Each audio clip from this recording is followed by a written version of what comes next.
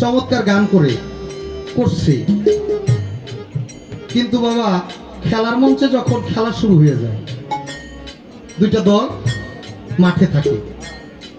এক দল যদি মনে করে ওই দলের মধ্যে তো আমার বাপে দাঁড়াইছে, আমি বলটা কিভাবে লাগতে পারি,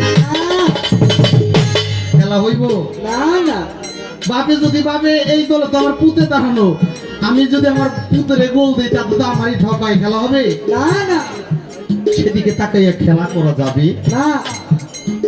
চমৎকার একটি বন্দনা গান করেছেন বাংলাদেশের সুনামধন্য একজন গায়িকা, যাকে বাউল মাতা আখ্যায়িত করা হয়েছে, সে হলো বাউল মাতা আলেয়া বেগম আলো। সেখানে আমার কথা না।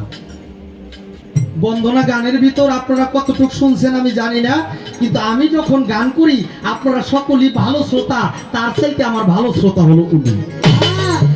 কারণ আমার গান কথা যদি উনি না শুনে উনি দাঁড়াইয়া কোনো অ্যান্সার করতে পারবে না। আবার উনি যখন গান করে সবচাইতে ভালো শ্রোতা থাকি আমি, কারণ আমি যদি না শুনি বাবা তাহলে ওনার কোনো কথা অ্যান্সার করতে পারা যাবে না।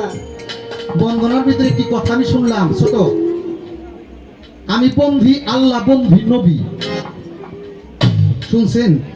তারপর বলছি কি, বন্ধি মা ফাতেমা, কথা কোন না শুনেন নাই, ফাতেমা বিবি,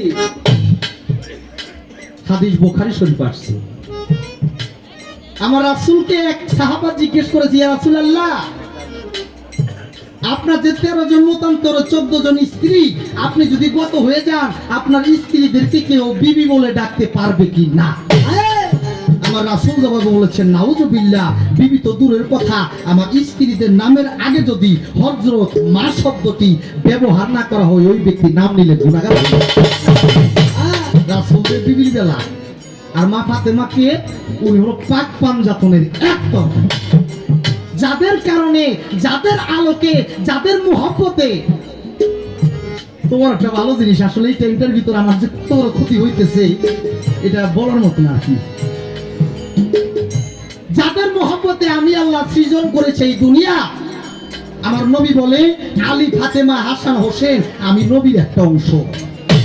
ও বাবা, মাওলানা সদরুদ্দীন চিশতি তার কিতাবে লিখেছেন, কাল রোজ হাসরের মাঠে একটা মানুষ ইবাদত করতে করতে ইবাদতের পাহাড় উঠে যাবে, ইবাদতের বলে জান্নাতের টিকিট পাবে, জান্নাতে রওনা হবে, জান্নাতের দরজার মধ্যে একটা পাও ভালাইবো, আল্লাহ পাক ফেরেশতাদের ডেকে কইবো, ফেরেশতারা ওদের ধরে আমার কাছে নিয়া,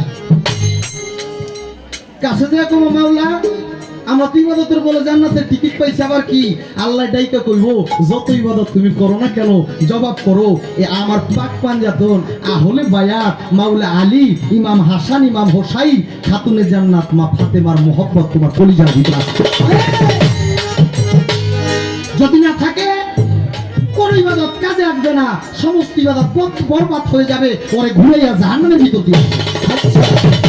আবার একটা লোক পাপ করতে করতে কুলুষিত হয়ে গেছে, ওরে জিজ্ঞাসা করো পাক পাঞ্জাতনের মোহব্বত তোর হৃদয়ের ভিতর আছে কিনা, যদি ওই মোহব্বত থাকে আমি আল্লাহ সমস্ত গুনাহ মাফ করে দিতে পারি আমার পাক পাঞ্জাতনের নামে। এত বড় সম্মান যার, যিনি হলো জান্নাতের সর্দারনী মা ফাতেমা, আল্লাহ যারে নিজে ডাকছিল মা, আল্লাহ নিজে যার গর্ভের ভিতর ছিল, অনেক আলোচনা পরে করব, আমার জানার দরকার আল্লাহ যারে মা ডাকছে। আলী কোনোদিন ফাতেমা করে ডাক দেয় নাই, জহুরা বিবি বলে রেখেছে।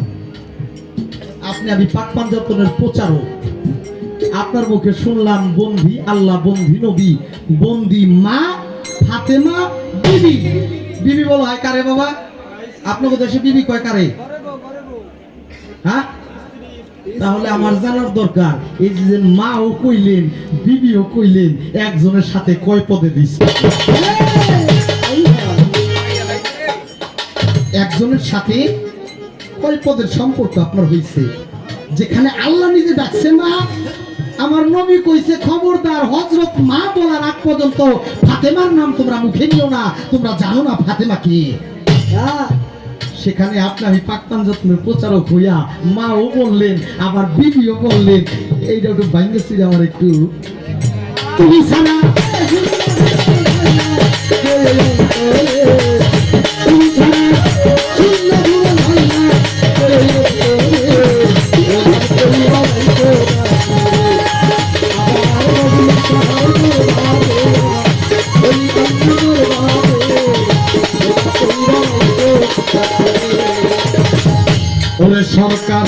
রশিদ তোমার পাপি গুনাহগার ওরে বাবা চালান খাইয়া হইছি তেনাই আমরা ভবের দুরাপার